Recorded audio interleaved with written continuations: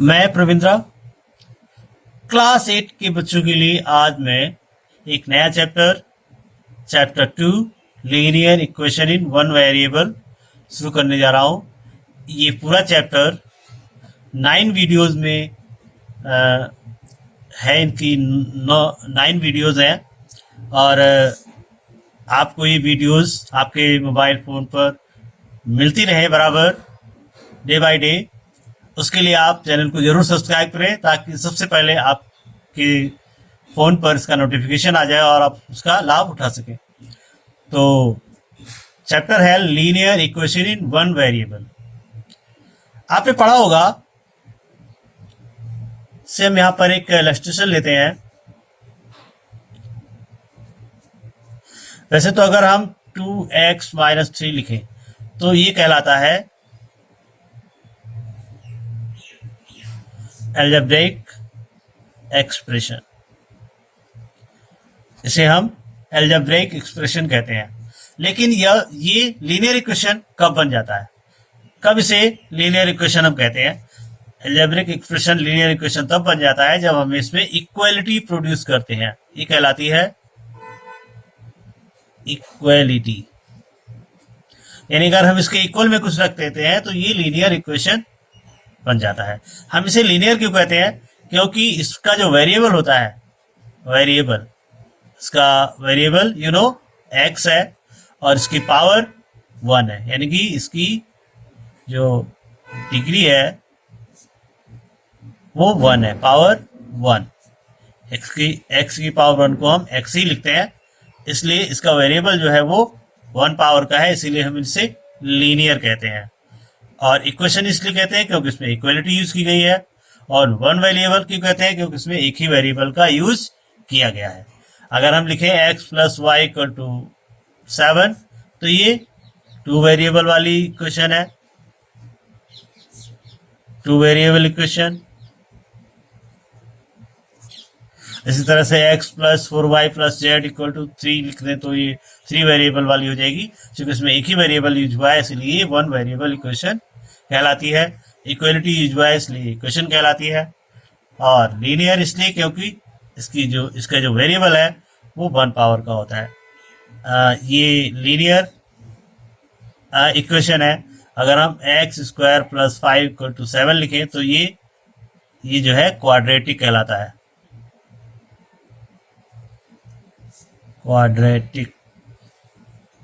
ये quadratic equation कहलाती है और ये लीनियर इक्वेशन कहलाती है। तो आई थिंक अब आप समझ गए होंगे कि लीनियर इक्वेशन क्या होता है और वेरिएबल का मतलब क्या होता है। वेरिएबल एक ऐसी आइडेंटिटी होती है जिसकी वैल्यूज जो होती हैं वो वेरिएबल होती है। वेरिएबल का मतलब अलग अलग होती है। x की वैल्यू किसी इक्वेशन में अलग आएगी, दूसरी इक्वेशन में अलग आएगी, तीसरी में अलग आएगी, यानी कि अलग अलग इनकी वैल्यूज हमें मिलती हैं। और ये अननोन क्वांटिटी होती है। और ये जो नंबर्स इसमें होते हैं ये कांस्टेंट कहलाते हैं, यानी हम कांस्टेंट कहते हैं। इनकी वैल्यूज तो फिक्स होती है, 2 तो 2 ही रहेगा, 3 तो 3 ही रहेगा, 7 तो 7 ही रहेगा। तो इस तरह से आप समझ गए होंगे कि linear equation in one variable का क्या मतलब होता है। तो आइए आगे बढ़ते हैं। हम यहाँ पर एक इक्वेशन ली है हमने 2x - 3 = 7। इसका सोल्यूशन हम कैसे करेंगे? हाउ टू सॉल्व इसका सोल्यूशन कैसे करेंगे? ऐसे 2 चीजें हैं, एक ये और एक ये। इसे हम कहते हैं लेफ्ट हैंड साइड, यानी LHS शॉर्ट में कहते हैं। इसे कहते हैं राइट हैंड साइड, यानी कि शॉर्ट में RHS कहते हैं। तो सॉल्यूशन का सबसे अच्छा तरीका होता है ट्रांसपोजिंग। वैसे तो और भी तरीके होते हैं, जैसे कि हम इधर -3 है तो -3 इधर ऐड कर दें, दोनों तरफ ऐड कर दें तो हो जाएगा। लेकिन वो छोटे क्वेश्चंस में अप्लाई होता है, बड़े क्वेश्चंस में अप्लाई नहीं होता। इसलिए हम एक ही मेथड पे कंसंट्रेट करेंगे और वो होता है, उसका नाम है ट्रांसपोजिंग। ट्रांसपोजिंग का मतलब है कि किसी भी नंबर को एक साइड से दूसरी साइड में ले जाना। तो पहला सबसे पहले हम क्या करते हैं, वी डिसाइड, हम ये डिसाइड करते हैं to take variable in one side, variable को एक साइड में रखते हैं, and constant in other side. ये, और उसके बाद हम देन वी ट्रांसपोज, उसके बाद हम ट्रांसपोजिंग करते हैं। तो कहने का मतलब ये है कि सोल्यूशन करने के लिए हमें ट्रांसपोजिंग करनी पड़ती है, यानी इस साइड से उस साइड में ले जाना पड़ता है। अब यहाँ पर देखिए 2x - 3, तो माइनस और प्लस से डिसाइड होता है टर्म। तो अगर इक्वेशन में टर्म है तो हम सबसे पहले टर्म वाली नंबर को ले जाते हैं इधर, और उसके बाद कोएफिशिएंट वाली को ले जाते हैं। ये कोएफिशिएंट है, x का कोएफिशिएंट 2 है, और 2x - 3 में दो टर्म है, एक ये और एक ये पूरा एक टर्म है और ये पूरा एक टर्म है। तो सबसे पहले हम टर्म को ट्रांसपोज करते हैं, उसके बाद हम कोएफिशिएंट को ट्रांसपोज करते हैं। तो आइए देखते हैं, 2x - 3 = 7, तो इसमें टर्म ये है 3, तो हम पहले 3 को ट्रांसपोज करेंगे। अब ट्रांसपोजिंग के भी रूल्स होते हैं। ट्रांसपोजिंग करते हुए हम क्या करते हैं, अगर लेफ्ट हैंड साइड में कोई चीज निगेटिव है तो अदर साइड में जाके वो पॉजिटिव हो जाएगी, और जो नंबर वहां पर लिखी हुई है उसके बाद में वो लिखी जाती है। इस 3 को हम यहाँ पहले नहीं लिख सकते, 7 यहाँ पर ऑलरेडी है, उसके बाद ही ट्रांसपोज करके हम उसको लिखेंगे और विद साइन लिखेंगे, साइन के साथ लिखेंगे, क्योंकि यहाँ पे नेगेटिव था तो यहाँ पॉजिटिव हो गया। अब इसको ऐड कर देंगे तो ये 10 हो गया और ये 2x को। अब हमें यहाँ पर एक कांस्टेंट नंबर और है एज ए कोफिशिएंट, ये इसका कोफिशिएंट है। कोफिशिएंट का मतलब मल्टीप्लाई में है, तो मल्टीप्लाई में जब ये इधर है तो इधर जाके ये डिवाइड होगा। अगर ये डिवाइड में इधर अपॉन में होता तो इधर जाके मल्टीप्लाई होता। ये इधर माइनस नेगेटिव है तो इधर पॉजिटिव हो गया, अगर यहाँ पर पॉजिटिव होता तो इधर जाके नेगेटिव हो जाता। यानी कि कहने का मतलब ये कि साइन के रूल्स यही होते हैं कि प्लस का माइनस हो जाता है, माइनस का प्लस हो जाता है, मल्टीप्लाई का डिवाइड हो जाता है, और डिवाइड का मल्टीप्लाई हो जाता है दूसरी साइड में जाकर। जरूरी नहीं है कि आप लेफ्ट से राइट में जाए, राइट से लेफ्ट में भी आप आ सकते हैं। अगर इधर कोई वेरिएबल दिया हुआ है तो इधर वेरिएबल उसको आप लेफ्ट में लाएंगे तो भी साइन को फॉलो करेंगे। तो x = 10, और डिवाइड को हम अपॉन में भी लिखते हैं, तो 10/2 हो गया। इसे सिंप्लीफाई करेंगे तो x = 5 आ जाएगा। ये आपका सोल्यूशन हो गया। तो इस तरह से हम इक्वेशन को सॉल्व कर लेते हैं, और इक्वेशन को सॉल्व करना बहुत ही इजी है, बहुत ही आसान है, बस थोड़ा समझने की जरूरत है। तो आइए हम एक्सरसाइज शुरू करते हैं।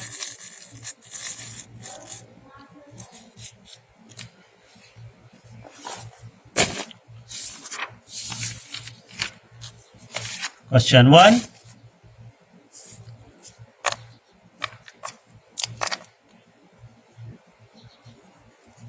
Question 1, x - 2 = 7. Question 2, y + 3 = 10. Question 3,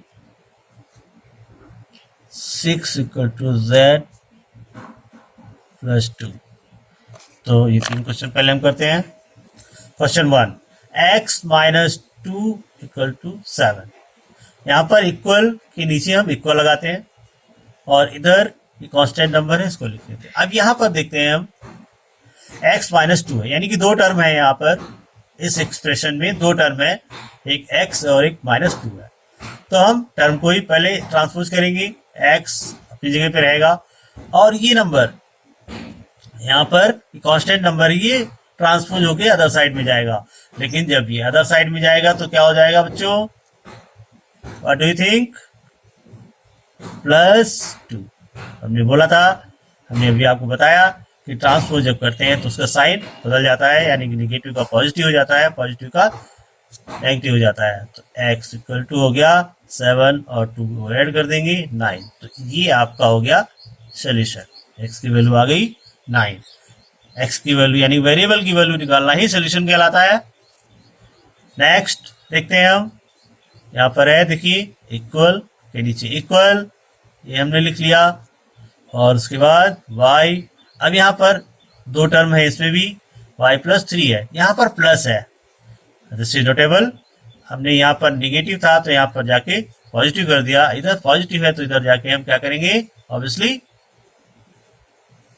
right negative minus कर देंगे और y=7 हो जाएगा।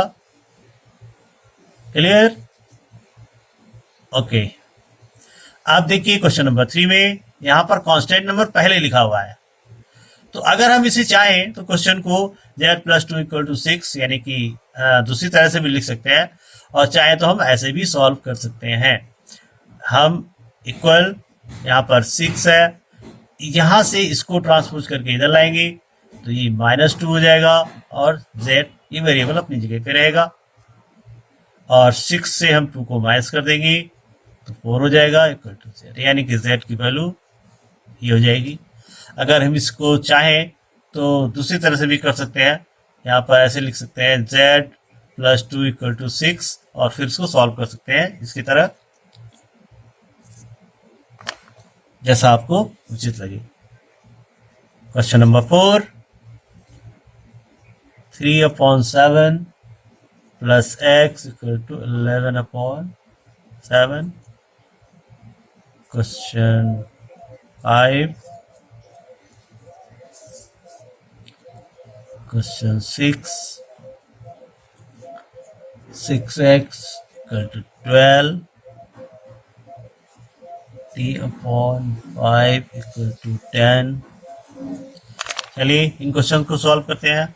यहाँ पर देखिए रैशनल फॉर्म में है, यहाँ पर तो यहाँ इंटीजर फॉर्म में थी, यहाँ पर रैशनल फॉर्म में है, तो वेरिएबल के नीचे वेरिएबल, इक्वल के नीचे इक्वल, और राइट हैंड साइड में 11/7 है।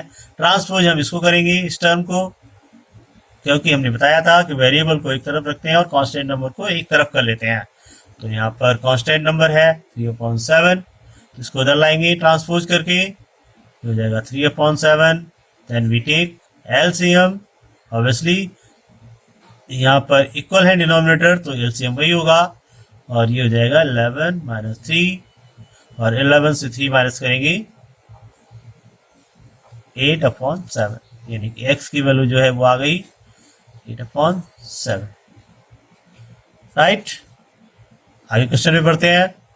यहां पर देखिए इस क्वेश्चन में इधर जो लेफ्ट हैंड साइड है वो एक ही टर्म है, पर इसमें कोफिशिएंट है 6, तो इसमें टर्म नहीं है जो कि, तो एक ही बार ट्रांसपोज करना पड़ेगा हमें, x = 12, और ये इधर जाके इधर मल्टीप्लाई में है, 6s का मतलब है इस वेरिएबल का 6 से मल्टीप्लाई है, ये 6 इज कोएफिशिएंट ऑफ x, ये भी कहा जाता है कि 6 जो है x का कोएफिशिएंट है, या यूं कह लीजिए कि 6 × x है, इसका मतलब मल्टीप्लाई है, तो अदर साइड में जाके ये क्या हो जाएगा, डिवाइड हो जाएगा। डिवाइड को हम अपॉन में लिखते हैं, और x = 6 से 12 को डिवाइड किया तो आ गया 2। देखिए इसे हम वेरीफाई भी कर सकते हैं, x = 2 है, x की 2 रख दिया, 6 × x होता है तो 6 × 2 हो गया, यानी कि 12 हो गया, और 12 = 12 आ गया। किसी भी क्वेश्चन में आप इस चीज को चेक कर सकते हैं, और आपको आंसर शीट देखने की इस तरह से जरूरत नहीं पड़ती है। तो नाउ क्वेश्चन नंबर 6 देखते हैं। यहाँ पर है t/5, यहाँ पर भी एक ही टर्म है, t/5 का मतलब है t/5, t का 5 से डिवाइड है, यानी इधर डिवाइड है तो इधर जाके क्या हो जाएगा, हमने बोला हुआ था कि अगर इधर मल्टीप्लाई है तो इधर डिवाइड हो जाता है ट्रांसपोज होके, और अगर लेफ्ट हैंड साइड में डिवाइड है तो राइट हैंड साइड में जो कांस्टेंट नंबर है वो जाके मल्टीप्लाई हो जाता है, यानी कि इसका 5 से मल्टीप्लाई हो गया तो t = आ गया 50। Very easy. नाउ आगे बढ़ते हैं। Question number 7, 2x/3 = 18। Question number 8, 1.6 = y/1.5। Question number 9,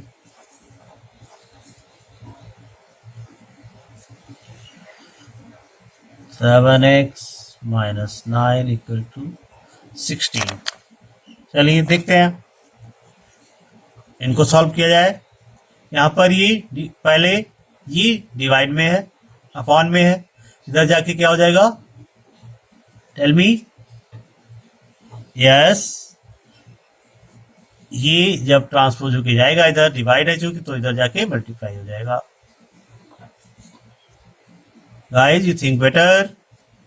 then x equal to x multiply 3 upon, और ये इधर मल्टीप्लाई में इधर आके डिवाइड हो जाएगा, ये इससे कट जाएगा, ये जाएगा 9 मल्टीप्लाई 3, 2 9 जाए 18 होता है, तो x इक्वल टू हो जाएगा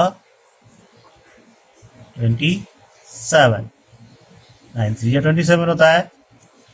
अब देखिए यहाँ पर इक्वल के नीचे इक्वल, y अपॉन में है ये, यानी कि डिवाइड में है, तो इसे हम इधर ट्रांसपोज करेंगे, तो इधर जब ट्रांसपोज करेंगे तो 1.6 से जाके ये मल्टीप्लाई हो जाएगा, तो 1.6 और 1.5 को मल्टीप्लाई कर लेंगे यहाँ पर,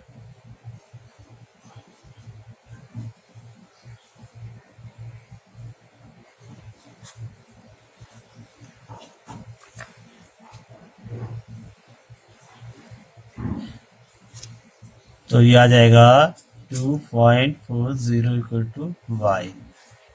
इसका सोल्यूशन हो जाएगा, जीरो लिखना कोई जरूरी नहीं होता, y इक्वल टू 2.4 भी लिखा जा सकता है। तो अगले क्वेश्चन पे चलते हैं। यहाँ पर देखिए इक्वल के नीचे इक्वल 16, यहाँ पर दो टर्म है 7x और -9, तो पहले जो टर्म है वो जाएगा इधर, कोएफिशिएंट वाला बाद में जाएगा, इधर 9 जाएगा, इधर नेगेटिव है तो इधर जाके ये पॉजिटिव हो जाएगा, तो 16 और 9 25 x, अब यहाँ पर ये 7 है, तो x इक्वल टू 25/7, ये इसका सोल्यूशन हो गया। चलिए और आगे बढ़ते हैं हम। क्वेश्चन नंबर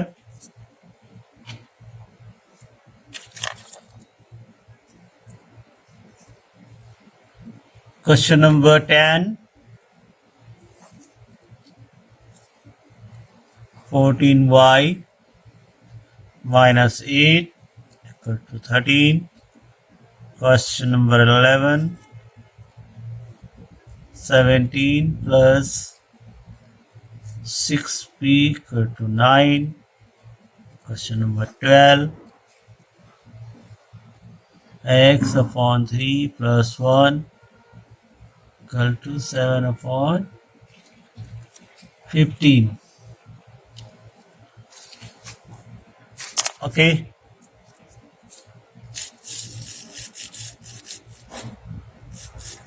चलिए का सोल्यूशन शुरू किया जाए।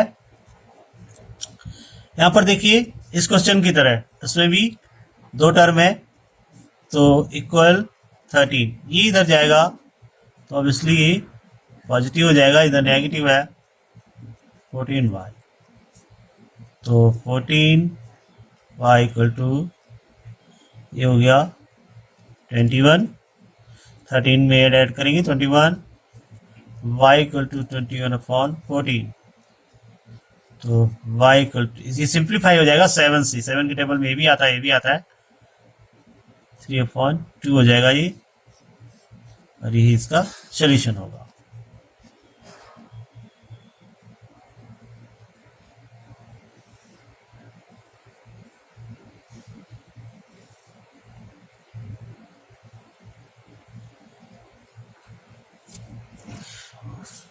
नेक्स्ट क्वेश्चन इज 11, इक्वल के नीचे इक्वल, वही इधर का जो नंबर होता है कांस्टेंट फिगर वो वहीं पे लिखी जाती है, और इधर का जाके उसके बाद में ट्रांसपोज होता है, ये मैंने पहले ही बताया था, फिर से समझा देता हूं मैं। इधर की नंबर यानी कि लेफ्ट हैंड साइड की नंबर राइट हैंड में जाएगी, तो राइट हैंड में जो नंबर होगा ऑलरेडी एग्जिस्ट कर रहा होगा, तो उसके बाद में इसको लिखा जाता है। तो ये 17 है जिसके पहले कोई साइन नहीं है, और जिसके पहले कोई साइन नहीं होता वो पॉजिटिव नंबर होती है, तो ये पॉजिटिव है तो इधर जाके ये नेगेटिव हो जाएगा, 6p इक्वल टू, अब यहाँ पर सेपरेट कर देंगे, 17 से 9 गया 8, पर ये नेगेटिव साइन होगा क्योंकि 17 से सेपरेट किया जा रहा है।